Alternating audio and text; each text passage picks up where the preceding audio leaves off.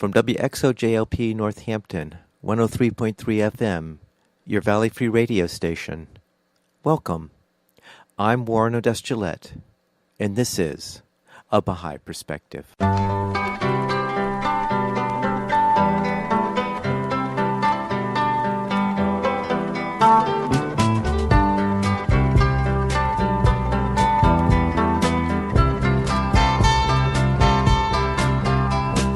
Welcome to A Baha'i Perspective. I recorded an interview with Patricia Verge on December 10th, 2018. Patricia is a writer and editor who lives in the foothills of the Rocky Mountains in Alberta. We discussed two books that she wrote. One is called Equals and Partners, which records her decade-long friendship with the Stoney Nakoda Nation in Southern Alberta. The second book she co-authored with Evelyn Loft Watts, called Return to Tyendinaga, the story of Jim and Melba Loft, which tells the story of the Lofts leaving the comfort of their middle-class life to live on the Tyendinaga Reserve in Ontario. We discussed these works, and Patricia reads excerpts from both books in the interview. I started the interview by asking Patricia where she grew up and what was religious life like growing up. I grew up in several parts of Western Canada. I was born in Williams Lake, British Columbia, which is in the Caribou region. It's a very beautiful ranching area. My father was a district agriculturist, and I lived there until I was 8. And then we moved over to Alberta for a period of about 4 years. And then we moved to Golden, British Columbia, which is in the mountains, the Selkirks and the Rockies, just over the border, really, from Alberta. And that's where I spent my high school years and then subsequently went on to university in Vancouver.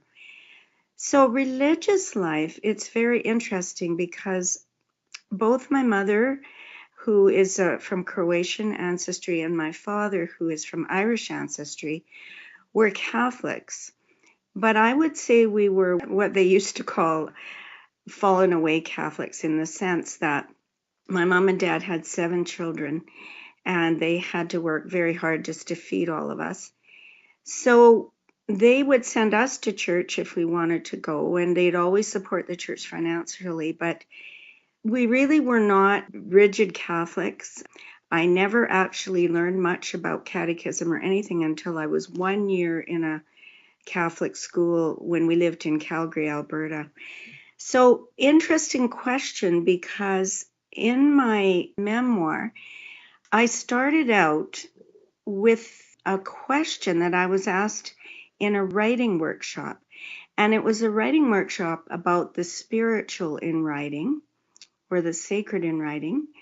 And the instructor asked us, what was your first intimation of the sacred in your life? And it was a really good question, because I thought, well, it wasn't when I went to Mass. It wasn't when I went, had my first communion. It was in those very early days in Williams Lake. Now, there are quite a few Indigenous First Nations around Williams Lake, where I was born, and we used to live just on a hill overlooking the stampede grounds.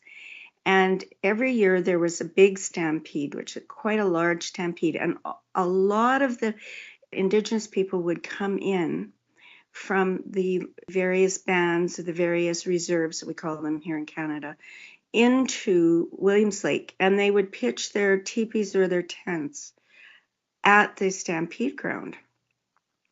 And I have a memory of standing up on the hill at our house, looking down over the stampede ground, and having that feeling of something sacred or spiritual. And I questioned myself, like, what was it that made me feel that way? And I wondered if it was just the singing that we would hear sometimes at night, the drumming, the really interesting chanting that the Indigenous people would do, or if it was the ladies in their long dresses and their buckskin shoes that they would wear, and so on. And there was this mixture I felt as a little girl of sadness and of happiness. After we left Williams Lake, I really never connected with Indigenous people until I became a Baha'i when I was 26 years old. But I think that was my first impression of the sacred. It was a very interesting connection when I reconnected, and I have a very strong attraction to the spirituality of Indigenous people. So, Patricia, can you describe the path that led you to the Baha'i faith? When I went to university, I took a Bachelor of Arts and I ended up doing it in French literature. But I think that my real spiritual thirst was there. I felt that I should be able to find the meaning of life at university. And so I took all sorts of arts and literature courses and a religious studies course.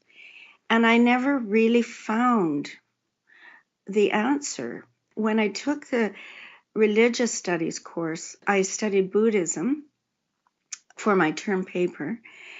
And I was still nominally a Catholic, but there were always things that I couldn't quite accept. I actually met people at university that didn't believe in God, and for a whole year I decided I didn't believe in God, and I was very miserable not believing in God. But I had a mentor, and she was a lovely older woman that was a friend of my mother's. And I told her the struggle I was having, and I had left the church. And she said, well, couldn't you go back to it? And I said, well, Mary, there's so many things I can't accept. So she said, couldn't you go back and pick out the things you can accept? So I did that after my year of being someone that didn't believe in God. And I would go to church and I would listen. And the thing that touched my heart was the gospel, and now I know that that's as close to the true words of Jesus Christ as we could have, is what's recorded in the gospel. So that was my journey, and I didn't even know really that I was on a journey, but I didn't find what I was looking for. The only course that really I thought was so interesting was the history of art, because you would notice that after a revelation from God, such as after Christianity, and especially then after the revelation of Muhammad, there would be great progress in arts, and you'd see all these beautiful churches, or you'd see these beautiful mosques, you'd see all these artifacts. And I really felt that the history of art reflected the history of people, and you could tell that this was propelled by teachings from the Creator. So that was very interesting, because later when I became a Baha'i, I learned that, of course, with each revelation, there is this flourishing of the arts. And then later, when things get far from the original truth, then things go more into decay. But this sort of flourishing and then sort of a decline is shown through the arts. So those were the courses I took. I didn't find, obviously, what I was looking for. So I went to Quebec after my university in Vancouver. I taught English for a year, and then I went on to Halifax, and I went into journalism there. And I met my husband, and we both wanted to travel. After being married for a year, we traveled in Europe, and we ended up at a Canadian base in Baden-Solingen, Germany, where we could find work as civilians. I got a job in the warehouse, so I was pricing things and so on. And I ended up working with a Canadian man who I found out later was a Baha'i pioneer. What do you mean by Baha'i Oh, pioneer? Baha'i pioneer. Baha'i people who believe in Baha'u'llah, who have gone to a place which may need some reinforcement by Baha'is. And they settle themselves, they get jobs, and they become involved in the community. And their purpose really is to serve the community and also to share Baha'u'llah's teachings with any people that may be interested. So Ray Wingate and his wife Maddie were Canadian Baha'i pioneers to a city not far from the Canadian base. So I really wasn't interested in a new religion. I mean, I was underneath, but I wasn't, because in the Catholic faith, it's once a Catholic, always a Catholic. And I heard that this man belonged to a religion, and they were very gossipy in the coffee room, and they said, oh, he belongs to a weird religion. And I really didn't want to know anything about this weird religion. But his wife would come in, and she was so friendly to me. And we had lots in common from our backgrounds. And so eventually they invited us to their home. And she'd made homemade cookies, which was one of the easy ways to get to my heart. And then, almost without wanting to know the answer, and almost ready to bolt if she said too much, I asked, well, what was this Baha'i faith? And I think she was very intuitive, because she only said a few things. She talked about the Bab, who is the forerunner of the Baha'i faith, and Baha'u'llah, who is the founder of the Baha'i faith. You know, they were different names. I wasn't so sure. But one thing she said was, this is a religion for humanity in its maturity. And that really hit me, because I wasn't feeling very mature at that stage of my life. And then the next time we met, they came to our home. And I was feeling very nationalistic, being Canadian, and we used to put our flags on our back, on our knapsacks, and so on. And I was being a little bit excessive about it. And she said, this Maddie, this Baha'i lady, said very humbly, she said, I'm very grateful to have been born in Canada, but I consider myself a citizen of the world. And I just went, because I knew it was truth. And those two things that she said just stuck in my mind. And so later we came back to Canada. They came back to Ontario. She would write me these lovely letters. And eventually, sort of by, I'm sure not by coincidence, I met Baha'is in Halifax, where we had returned to. And eventually I decided that I'd like to know, and I went to what we call Baha'is call a fireside, which is an informal meeting where we can ask any questions that we like. At that first meeting, I asked all sorts of things about Jesus, because even though I wasn't too happy with the church that I've been brought up in, I had an adherence or a love for Jesus. I asked all sorts of questions. Where did Jesus Christ belong in the Baha'i faith? What did the Baha'is feel about him? What was his station? And so on. And the answers I was given were all very satisfying. They gave me a book in those days, that was 1975, called Baha'u'llah and the New Era. It was a very comprehensive book, the history and teachings of the Baha'i faith. I read it in about 3 days, and I phoned the people back, and I asked, how do you become a Baha'i?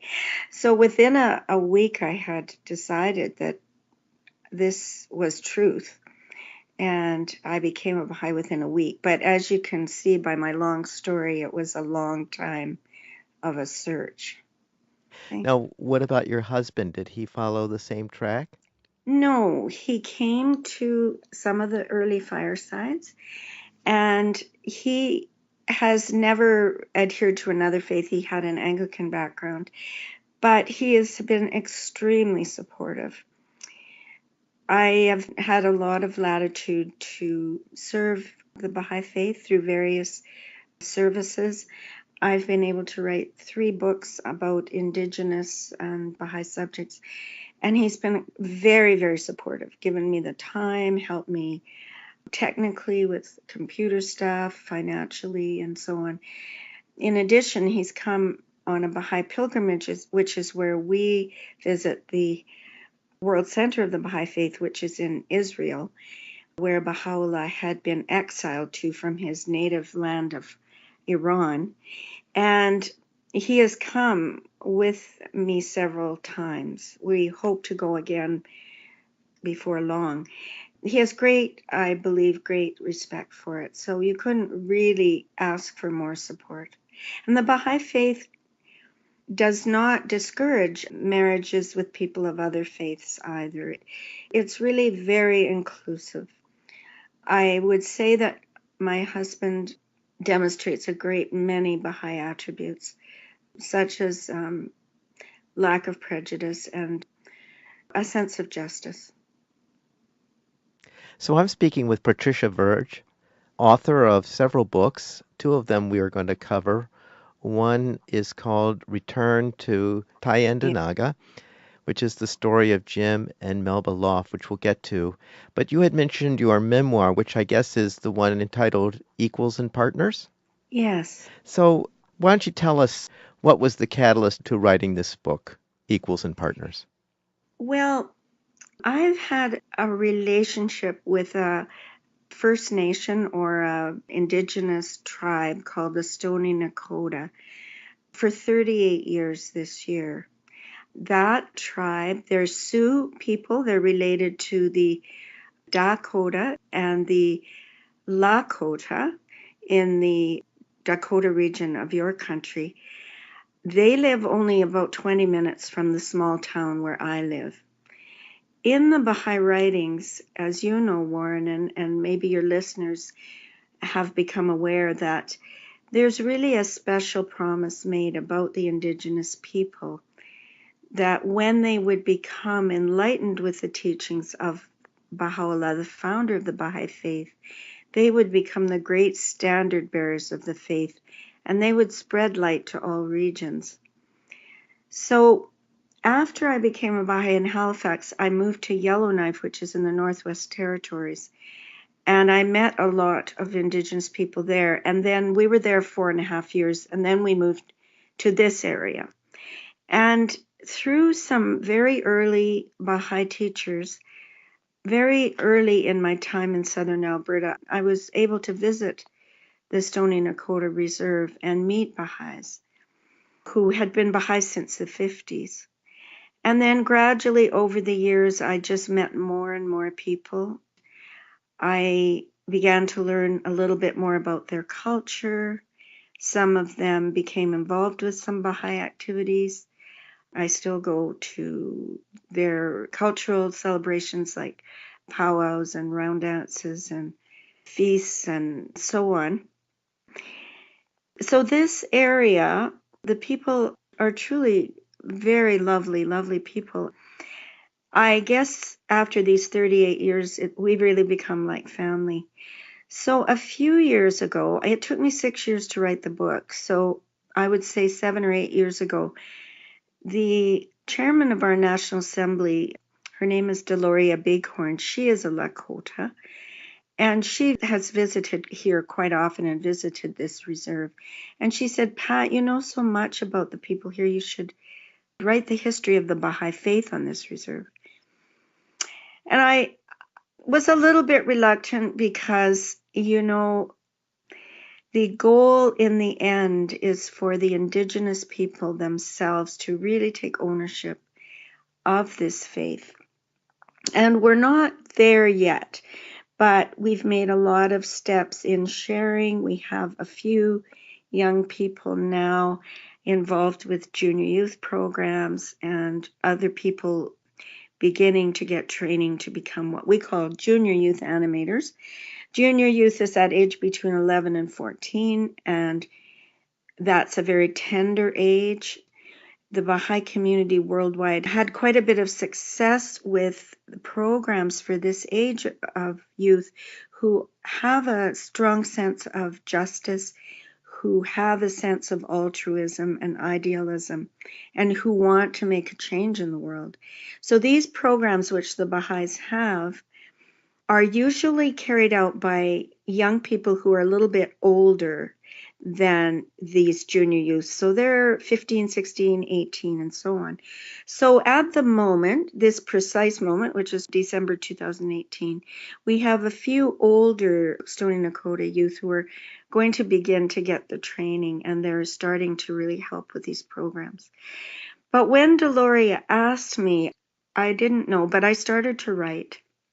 And then one of the things that came to me really strongly was how really little I knew about the settlement of Canada. And what I mean by that is the initial people that came from Europe and came to this country, and then what we call the settlers who would especially come west and settle the country, and what actually happened to the Indigenous people. And I just felt it was my moral duty to research it for this book. So I spent at least a couple of years researching, and right about that time, there was a lot of attention being paid to what happened in Canada. I know it also happened in the United States, which is the residential school system. We had what we call a Truth and Reconciliation Commission, which spent 5 years taking testimonies from, I think they took some 7,000 testimonies from survivors of residential schools. So I was able, because it happened during this time that I was researching, to go to 3 sessions of the Truth and Reconciliation Commission and hear people testify. In addition, I looked into things like treaties that were signed. I looked into Confederation when Canada became a nation. I really looked into the whole terms of colonization. Before that, I'd never even really thought of what that meant to colonize people. So I researched a lot. I got to the point where my chin was on the ground because, like many, many Canadians, I was very ignorant of what actually had happened to people. And because of that, I tried in this book to share some of that. And I also looked into some of the history of the Stoney Nakoda people themselves. There's been several books written. So I put those in, but it had to be a readable book. It's not a textbook. And then I thought, how am I going to write this story? Because the story of the Stoney Nakoda people really needs to be written by them. That's their right to write their own story. So I realized then I had to write my story, which was my spiritual journey, which I've told you a little bit about, and then how it's been entwined with the Indigenous people for most of my Baha'i life, and then what I've learned. So hopefully it's readable. I've heard it's readable. So I write about my own life, my own struggle with coming from an alcoholic background, especially my Irish background, which relates quite a bit to the Indigenous people. And then I weave in these years of not just myself, but other Baha'is meeting the Stoney Nakoda, different activities we carried out over the years, especially before becoming more systematic in training people in such things as these junior youth animation. And then I have a couple of chapters which I call Investigating the Truth, Part 1 and Part 2, where I try to weave in a fairly condensed form some of this learning that I did about what happened to the Indigenous people. And my goal is really more to just encourage people, Canadians, Baha'is, to just learn. We need to become knowledgeable because we have this word in Canada that we're using quite a lot, which is called reconciliation. Because for the most part, our peoples, the settler peoples, the peoples that came from other countries, and the first people that were here, the Indigenous people, have led really quite separate existences. And the existence of the Indigenous people has been fraught with a lot of social and economic deprivation. There has been what we call intergenerational trauma from what happened in the residential schools, the abuses and so on, and being cut off from their cultures and being actually prohibited from speaking their languages and practicing their cultures and so on. And Canada itself has to come to terms with this, and we're working on it as a country. I just felt it was my moral duty. to somehow tackle this, and I learned so much of which I couldn't put in the book. I just had to cut so much. But it was really more to encourage people to make their own learning journey, because we can't have really true reconciliation until we have truth. And I think as Baha'is, we'd also say you can't have justice. We say until you have unity. You can't have true unity without justice. And to have justice, you have to have truth. So I'm just one of many, many people who have written and talked about these issues, but I wanted to do them from a Baha'i perspective and to put some of the Baha'i principles which really come to bear on this subject. So the book really is part memoir, because I felt I had to own my journey of learning and my own life. I couldn't, again, tell someone else's story. So it's part memoir, and it's a little bit scholarly presentation of what I learned. So I'm speaking with Patricia Verge, and we're talking about her book, Equals and Partners, which she just described as part memoir with her long relationship with the Stoney Nakoda Nation in Southern Alberta, Canada, as well as some of the history of the First Nation people and their interaction with the settlers that came.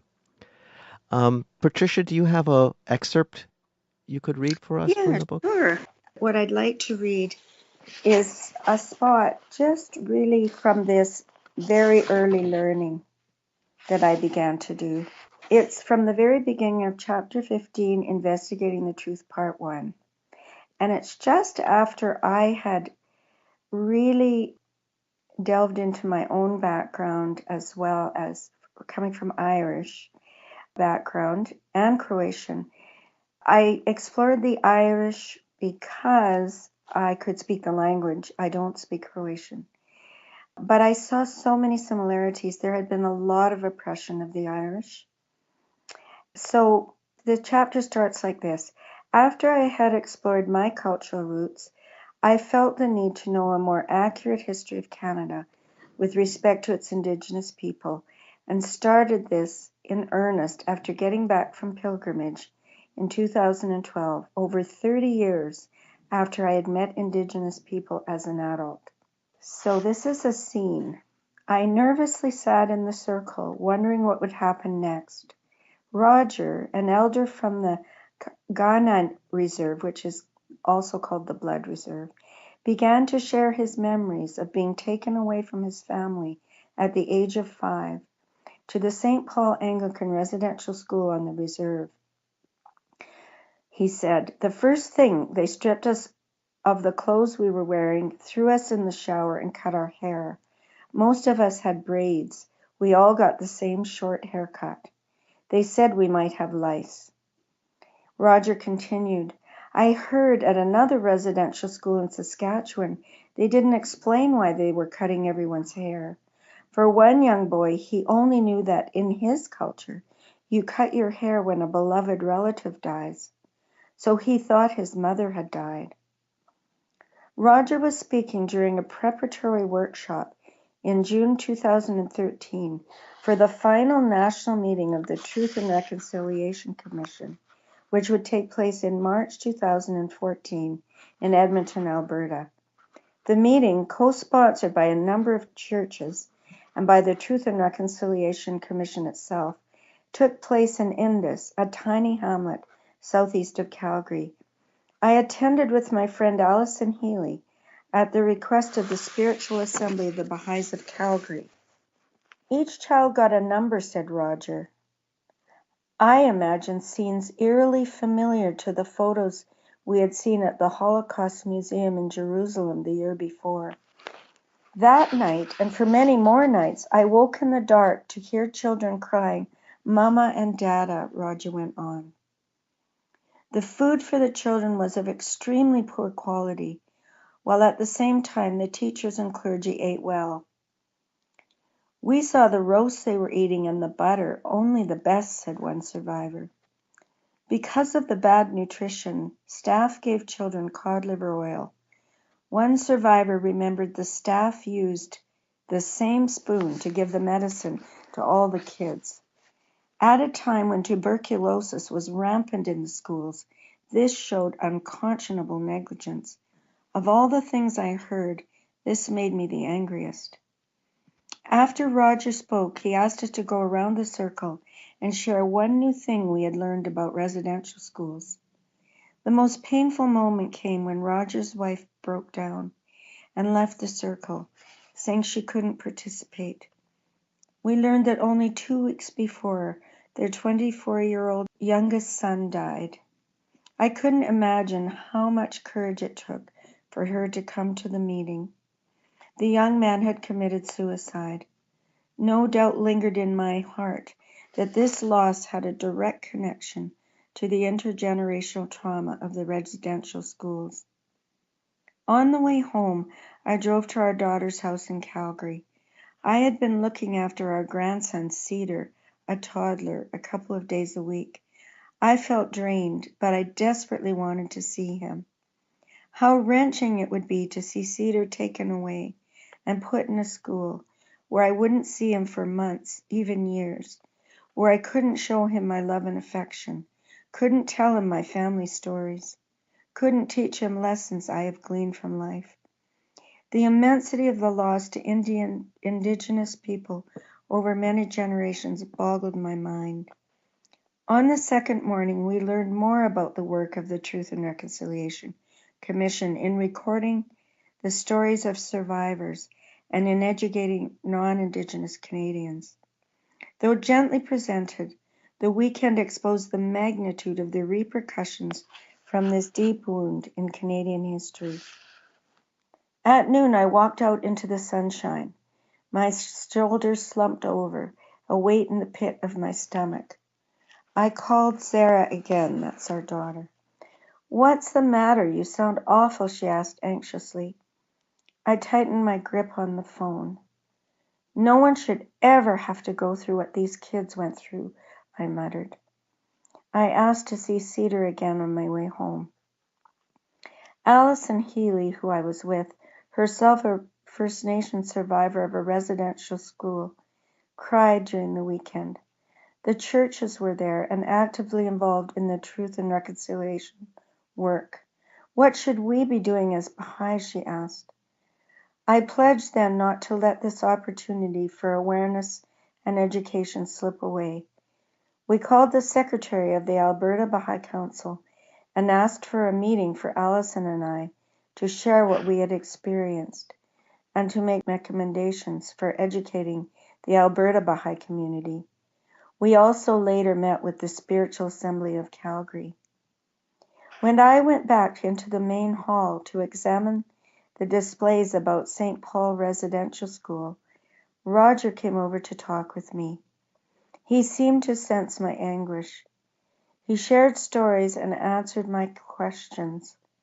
His kindness and humility, despite his own unimaginable suffering, revived my flailing spirit and strengthened my resolve. A couple of weeks before the workshop, I dreamt that I ran away from the pain in the meeting. Roger's sensitivity helped me to stay. I committed myself to becoming an ally and friend in the healing between our peoples.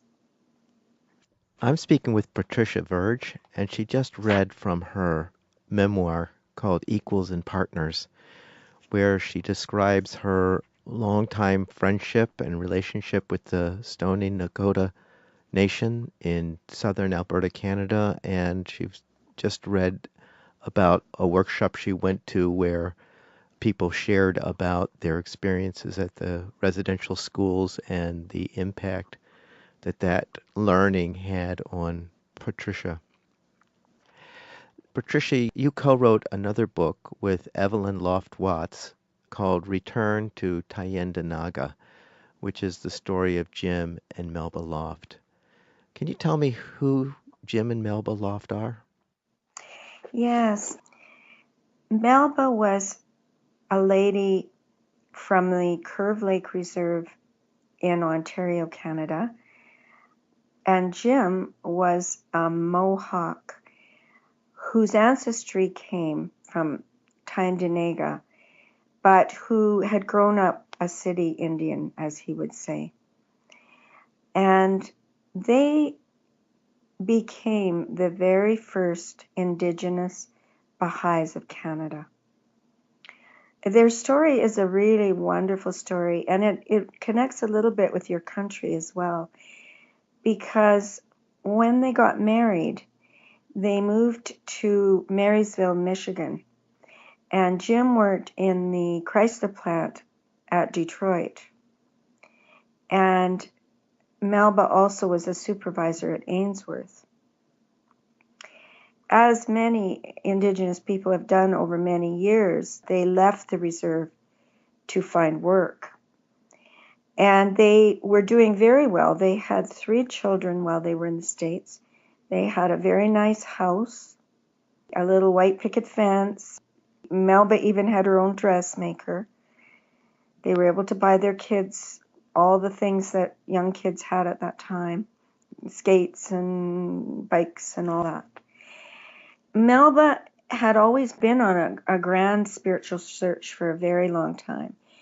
She had been taught to be very proud of her culture and her Indigenous spirituality, but she said she'd gone to every church and she'd come away saying, "Is this all there is?"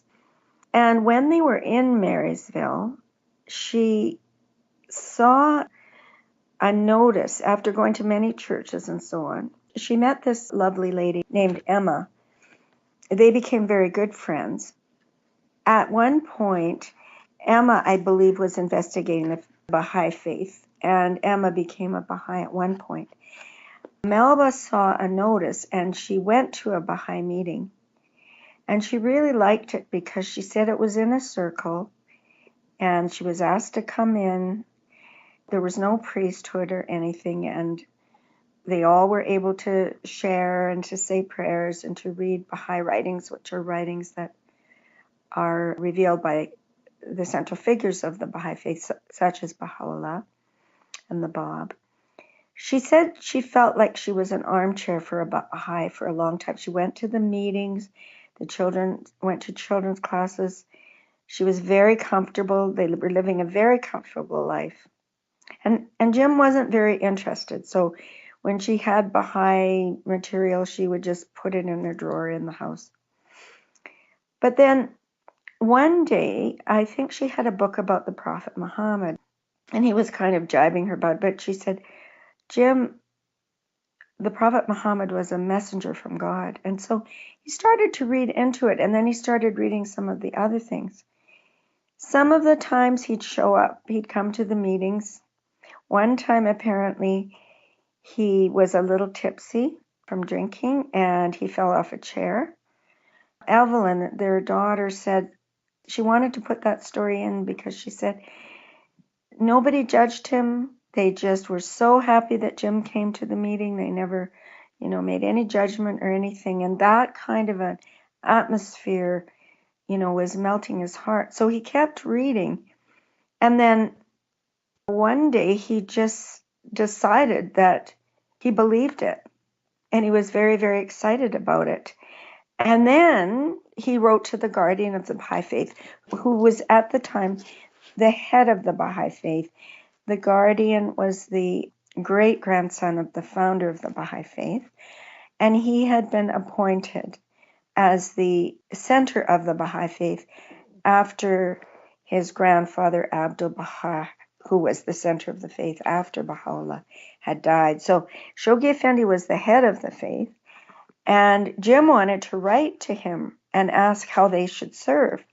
And he had in his mind they should go back to his reserve where he'd actually never lived, but there was property in the family.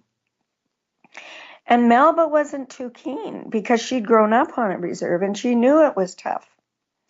And she wouldn't help him write the letter.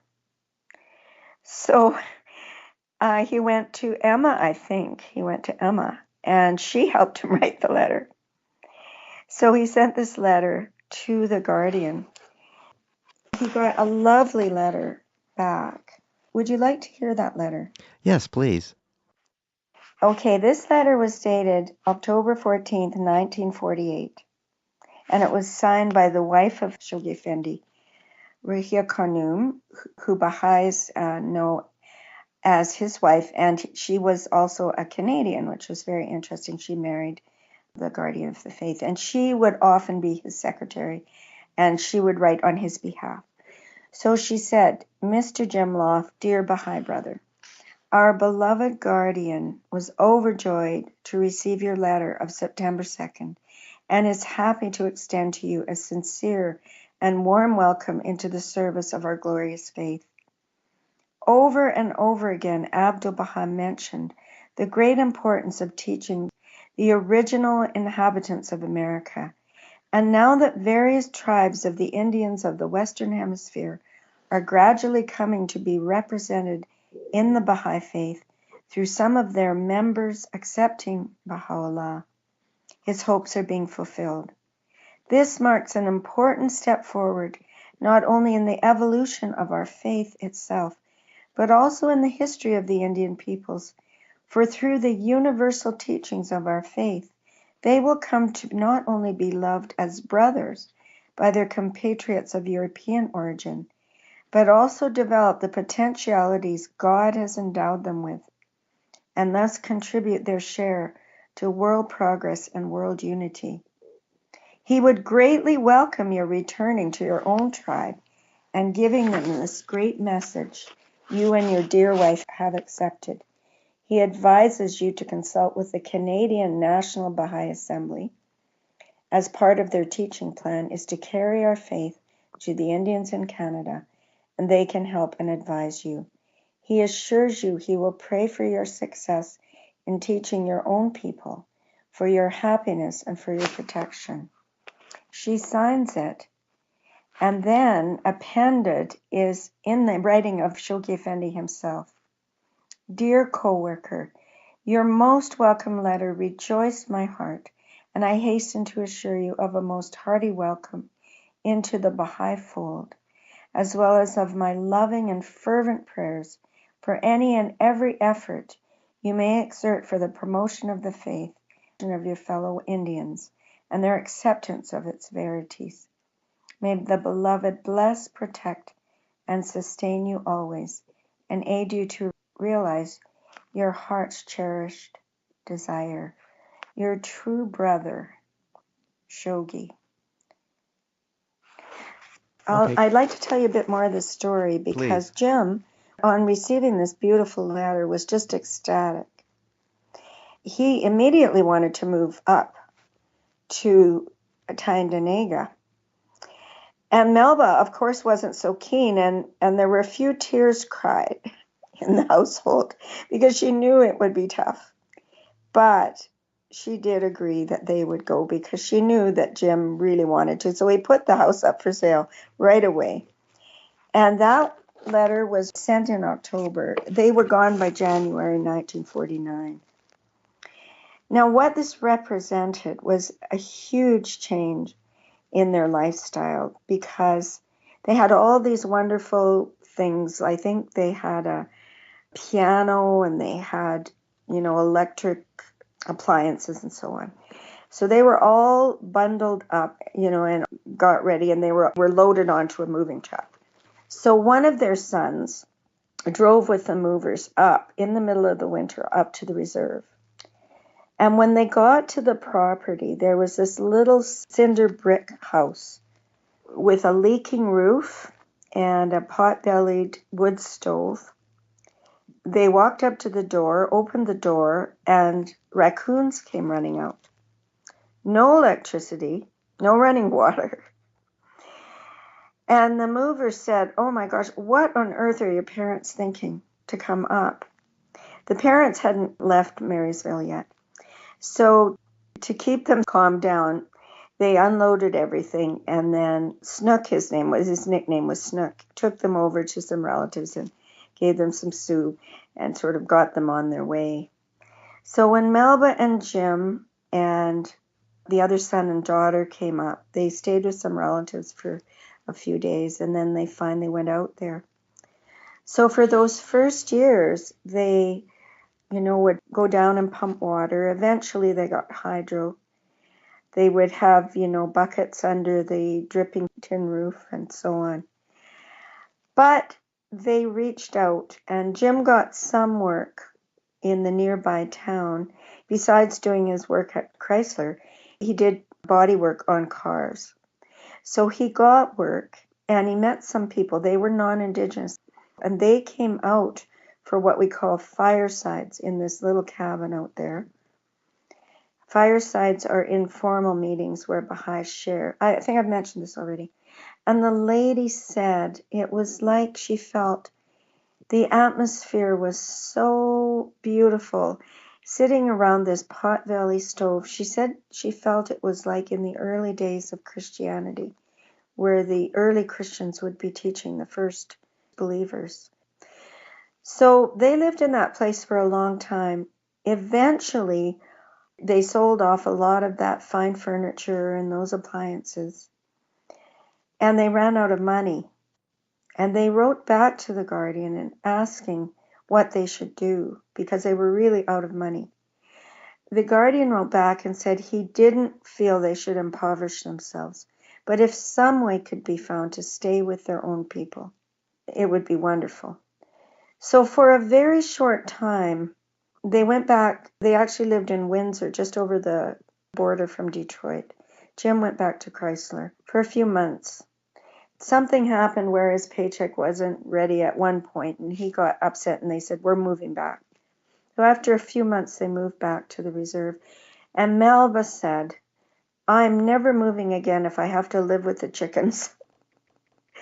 In Belleville, a town not very far from Tyendinaga, Roger White, who's well known as a really famous Baha'i poet, and who was a fairly new Baha'i, he had come out to visit the Lofts. It's so touching, their real dedication to the ideals of the oneness of humanity and serving their people. And he'd come to some of their meetings in this little cabin. And Roger was a justice of the peace. And Indians, as they were called in those days, could not get loans because they usually didn't own their land or they didn't have the collateral. So Jim asked Roger if he would co-sign a loan so that he could start a business on the reserve. And Roger said yes. So the business was the first business to be started on that reserve, and it was a body shop down the hill from this little cabin. It was a successful business, and he was able to pay Roger back, and this is how they made their living. So they finally were able to stay. Jim died before Melba did. He died in the early 70s. Melba lived till the mid-80s. She never left the reserve. They built a bigger house down the hill later from that little cinder brick cabin. But they did not leave the reserve. And of course, over the years, through a lot of persistence and love, some of the Indigenous people became Baha'is.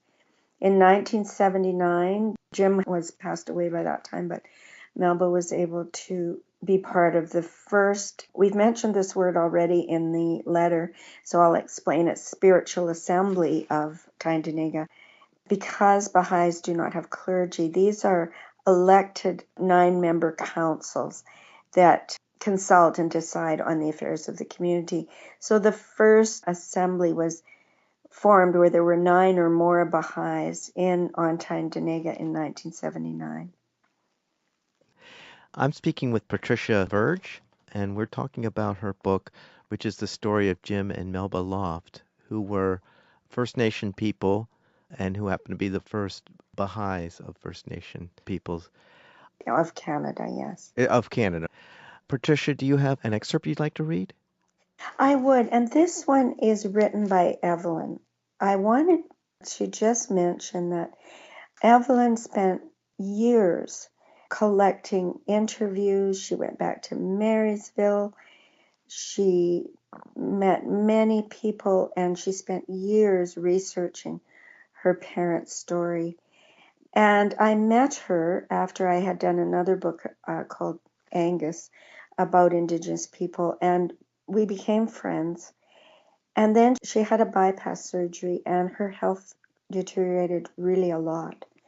So she asked me to finish the story. And she had written smaller, short versions of it, so I went through all her materials.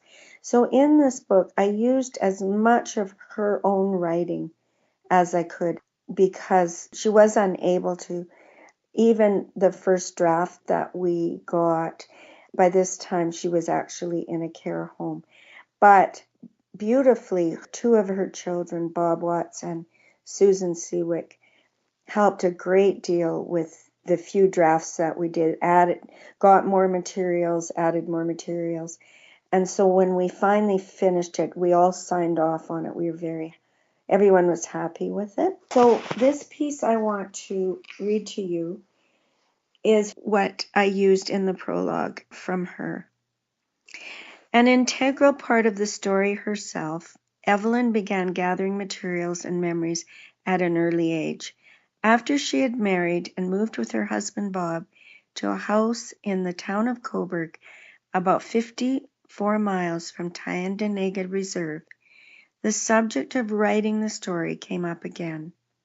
That day she and her father Jim were painting the window in the dining room of the newly purchased home.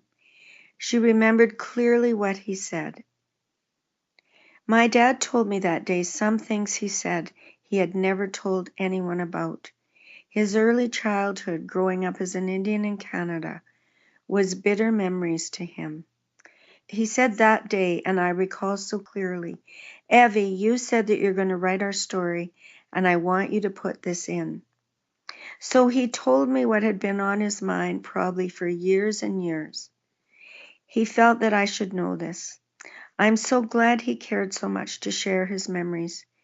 Today I'm more settled and have, I hope, a better understanding of what my parents have done for all Native people and others in Canada and the world. I'm just going to interject here for a moment as Pat and say that in another part of the book, we describe Jim had experienced racism in his youth. So I'm going on now this is her writing again. My parents loved their people, the Native people, so much. But they didn't just talk about their great love to realize their dream of the brotherhood of all mankind and justice and unity for all the downtrodden peoples. Actions speak louder than words. That is what was said in our home. I remember as a child those words.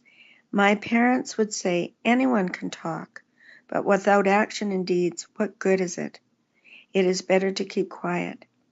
So I will tell the story like a grandmother does, for this generation and for the next generation and so on. This is a special time in my life too, as I share this incredible story with you. My beloved mother and father were proud they were Indians. My mother would say, never be ashamed of who you are. If you do, then you're ashamed of me. How could you ever be ashamed? How could we ever be ashamed? Our parents showed their love and caring to us, not with just words. We knew we were loved, and so were the cousins and others that came to live with us for a while. Mom and Dad had a very strong belief in unity and diversity. This is a story for all people, and perhaps especially for the Indigenous people throughout the world. As I write and tell their story, I will be thinking of a circle. I will see and remember the times of other talking circles. In the circle, I will be sharing and telling the children, youth, and adults the story of Jim and Melba Loft. Patricia, thank you so much for sharing your work, both Equals and Partners and Return to Tyendinaga, the story of Beautiful. Jim and Melba Loft. Thank you so much. Thank you so much. I hope you enjoyed that interview with Patricia Verge, writer and editor who lives in the foothills of the Rocky Mountains in Alberta, Canada. I'll post her two books, Equals and Partners and Return to Tyendinaga, on my website, abahaiperspective.com, where you can also find this interview and other interviews. You can also find this interview on my YouTube channel, A Baha'i Perspective. You can subscribe to the podcast on iTunes by searching for A Baha'i Perspective. For information specifically on the Baha'i Faith, you can go to the website baha'i.org, or you can call the number 1-800-22-UNITE. I hope you join me next time on A Baha'i Perspective.